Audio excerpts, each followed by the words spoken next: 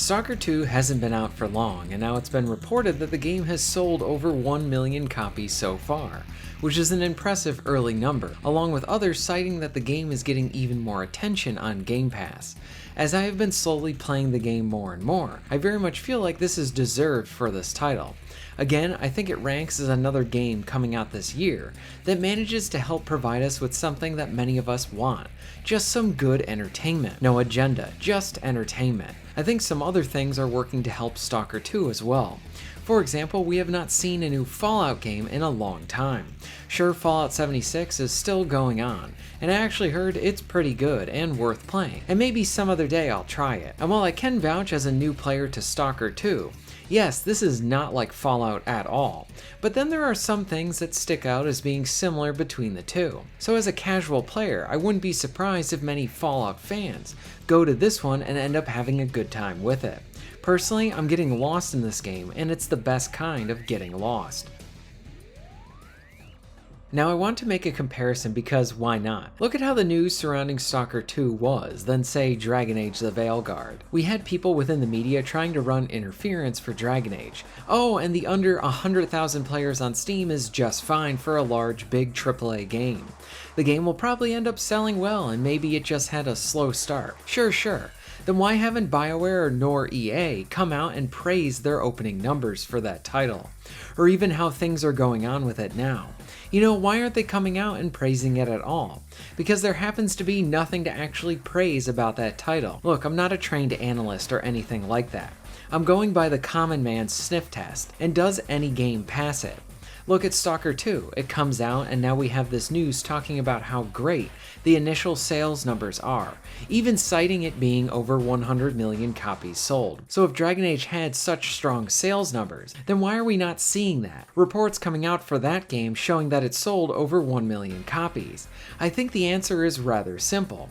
I do not think Dragon Age has sold very well. I actually want to look into this more, but I think that the sales may have been pretty poor and maybe really bad. Simply put, if a studio or publisher has something to brag about as it pertains to awards won or sales for their titles, they are going to push that news out. People associated with the company want that type of stuff. Plus, it helps to generate very good, easy press for them, potentially even boosting the sales further.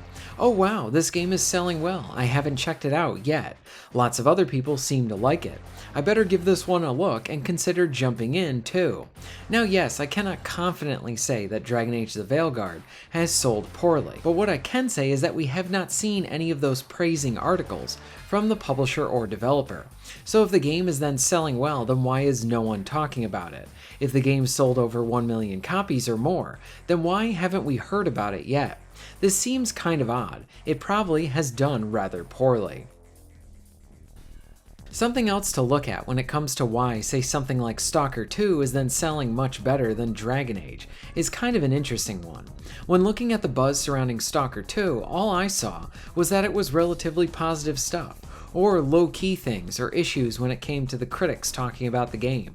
So generally the press was decent to even good, I would say, for this title. Stalker 2 wasn't caught up in any sort of controversy or anything like that, or at least one that I wasn't aware of. In my first video of the game, I honestly didn't even know when the game was actually coming out, but after getting my hands on it, it definitely seems like an experience that we need more of. You can honestly say the same thing like for some of the other hits we've seen this year, like say with Space Marine 2. But for today, we'll just stick with Stalker 2. We want fun, we want exploration, we want player choice. We want to have weight behind our choices and actions. We want, like I mentioned at the start, a good to great piece of entertainment. And based on what I've seen with players who have dug into Stalker 2, it's that they're willing to look past many of the launch issues, the bugs, performance stuff, and even jank, because the foundation here is really good, and the game is very fun to play. I think this right here plays a big part in why this game is resonating with a lot of players. As an outsider and a newbie with this title myself, it would appear that Stalker 2 is appealing to its fans and respecting its legacy. Again, if you're making a sequel to a game, know your audience. Who is this for? And then something that many developers and publishers don't seem to understand is that maybe just give your audience something more of what they want. Stalker 2 appears to do all of this and is able to do it very well. On the other side of things, with say Dragon Age the Veilguard, we have a game that had a bunch of controversies surrounding it before the game launched. It went through a bunch of changes. There were some red flags indicating this might not end up being what longtime Dragon Age fans want. It was originally designed as a live service game, and then sort of turned into a single-player game. We have seen a bunch of stories where games have gone through transformations, and then essentially saved in late development. But with many of the leaks and testimonials from people who had played the game, and tested the game too, it would appear that story-wise that the title would not be up to the writing quality that a fan would expect from this series, with Veilguard being a far cry from what Origins was, and then potentially not even being on the same level as say Dragon Age 2 or Inquisition. So just right there, that would be enough potentially bad press for a game to deal with, as it would appear that it really wasn't curating to the fan base that was looking for a sequel that very much delivered on something that was, well, Dragon Age, and overall something they wanted. Plus the prior game developers, especially Origins, expertly delivered a memorable experience, and really laid the groundwork for future developers to take what they did and then run with it. But then more information and such was coming out. Cutscenes were being shared, and stuff was not looking good for the quality of writing, from the characterizations being very poor, and the delivery in some cases being arguably worse than what was written.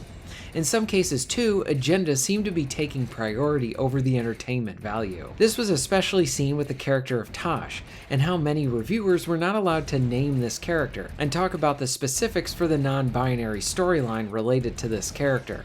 So the publisher knew that this was going to be something not received well by the masses, and again I ask, then why do this type of stuff in your game?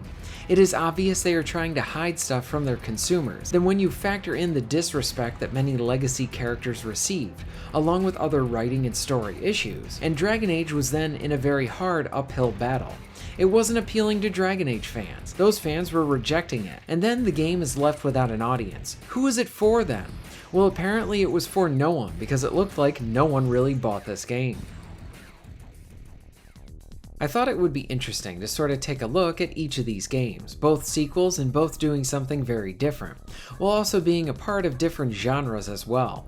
And yet with Stalker 2, one seems to be going in the direction of being successful, whereas Dragon Age might even end up killing the studio because of how bad it did and the low quality of the game. I think there's many lessons to take from this one. One is that if you're gonna make a sequel, make something that services your fans and respects the world you're continuing on. Stalker 2 appears to do this. Dragon Age seems to be more interested in their own thing. If that is the case, then just make a new thing entirely. But these people don't ever do anything like that.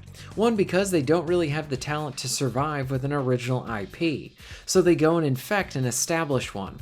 What are your thoughts on both Stalker 2 and Dragon Age? Why do you think one is potentially selling better than the other?